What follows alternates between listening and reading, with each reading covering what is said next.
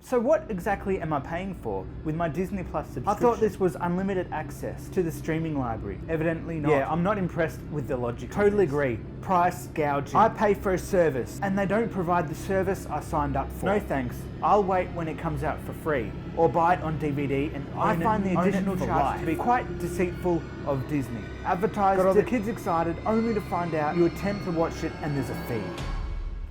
Oh dear. Well, I saw this coming.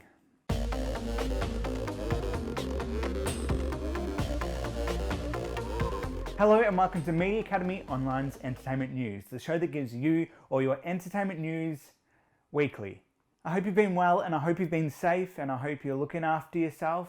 So let's get straight into it. And let's begin by talking about this release of Mulan on Disney+. Now before we begin, if you haven't seen my Premiere Access Mulan video, watch that first because there's a lot of information and details which will correspond to what I'm about to talk to. So the film got released as expected and it seems like Disney they've fucked it up. Now don't get me wrong, there are plenty of people who are happy to pay this fee and the reviews are coming out and they're looking pretty good. But the people paying this money are usually those hardcore Disney fans or movie buffs in general. So what I decided to do was, when this got released, I wanted to see what the general feedback was on the Facebook community. And yeah, Disney was getting slaughtered. Now this comes back down to what I was discussing in the other video. They've marketed it completely wrong. And people don't really realize that this is a replacement of seeing it in the cinema, where this film would have made over $1 billion if this was released last year, you know, before this virus existed. This would have made a lot of money, and that's the purpose of making these films. Not to put it onto Disney Plus and make, you know, just a little bit of pocket change here or there. They really needed this film to make its money back because they're not cheap films to make. And they plastered the film coming out on Disney Plus, but they didn't really describe what's involved. They didn't describe the process.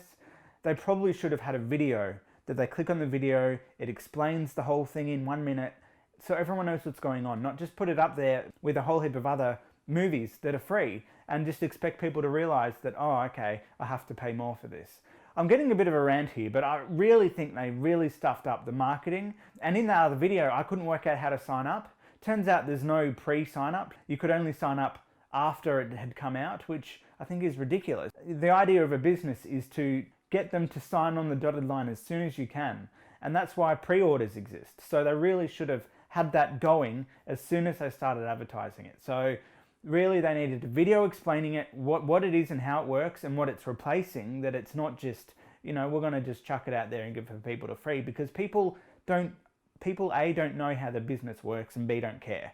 If you advertise it on a platform that they're paying for, they're going to expect it to be free. Really, it sounds like this is going against what they wanted and people are saying, I've had enough of this, I'm leaving. The idea was to get more people to subscribe to this Disney Plus, and it sounds like it might have the opposite effect for some of the people who aren't in the know. So anyway, that was a big serious chat. So let's move on from that serious chat and we'll talk about something else.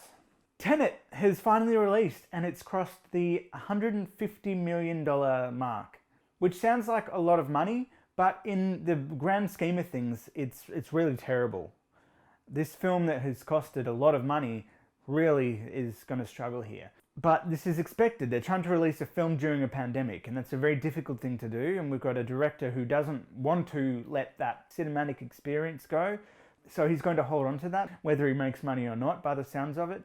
However, this is unprecedented times, where in the past, usually a film would make most of their money on the opening weekend, and then it'll have a dramatic drop the following week and just keep dropping down from there. However, this one, because there are such limited capacity seating, maybe this one might have more legs and it might actually keep doing quite well, just because not everyone can go to the cinema.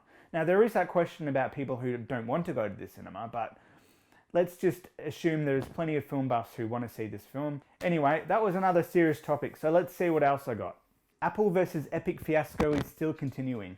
And so the next chapter in this whole fiasco is now Epic saying they've lost over 60% of users, and it's all because of Apple.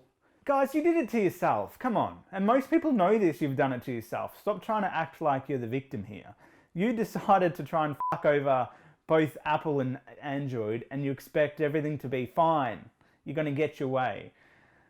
And the court has already said that you did this to yourself, so I don't know what you're trying to get at now. We can have the debate about how much is a fair money, but all you had to do was fix it, and Apple was willing to put it back on the store. And you refused to do that and make things worse for yourself. All you had to do was fix it, and we could still have this whole debate about the money and go to court and do all that stuff.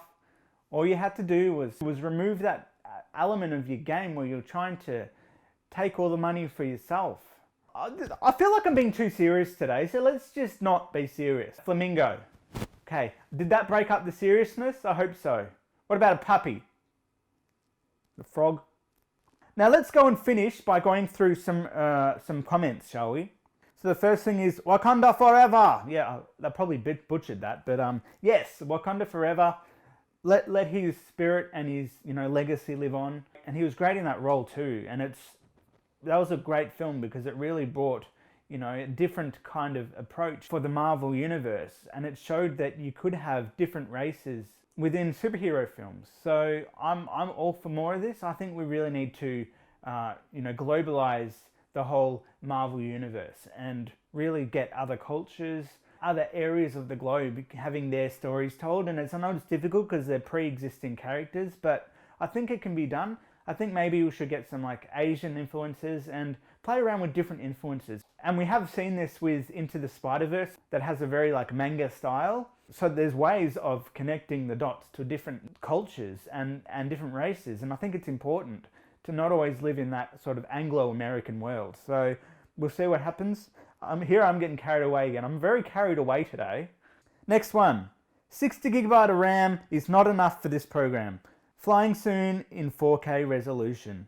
Hashtag MS Flight Sim 2020. Hashtag Microsoft Flight Simulator 2020. Well, technically they say the minimum of RAM is actually 16 gigabyte. It's just all the processors and other things that need to be beefy. What you can do with this though is you can drop down the 4K to 1080. So the frame rate's not going to be amazing. You probably get around, I don't know, about 40 frames per second, but it'll work. We're getting Flight Sim for Xbox anyway, so they're going to have to really play everything down for Xbox because it's not as powerful as a lot of PCs. Anyway, we'll leave it there, so make sure you like, subscribe, ring that bell, be awesome, and I'll see you in the next one. No, seriously, can you subscribe? Because if you haven't subscribed, no one's watching us. So help the algorithm, help us. Anyway, we'll leave it there. See you later.